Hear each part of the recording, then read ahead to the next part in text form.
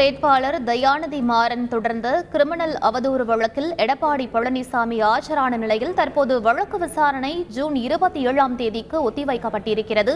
இது பற்றிய மேலும் விவரங்களை எமது செய்தியாளர் ராமச்சந்திரன் சொல்ல கேட்கலாம். வணக்கம் ராமச்சந்திரன், முழு விவரங்கள் என்ன பதிவு பண்ணுங்க. வணக்கம். மத்திய சென்னை நாடாளுமன்ற தொகுதியின் திமுக வேட்பாளர் திரு தயாநிதி மாறன் தொடர்ந்த கிரிமினல் அவதூறு வழக்கில் அதிமுக பொதுச்செயலாளர் திரு எடப்பாடி பழனிசாமி இன்று நேரில் ஆஜரானார். எழும்பூர் 13வது மேஜிஸ்ட்ரேட் சக்திவேல் முன்பாக இந்த வழக்கானது விசாரணைக்கு வந்தது.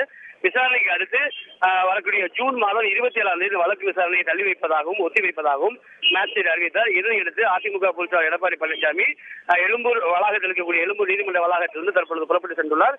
மேலும் இது தொடர்பாக அந்த கட்சியின் அதிமுகவின் வழக்கறிஞர் பிரிவு செய்தியாளர் சந்தித்து வருகின்றனர். அதை நேரடியில் பார்க்கலாம்.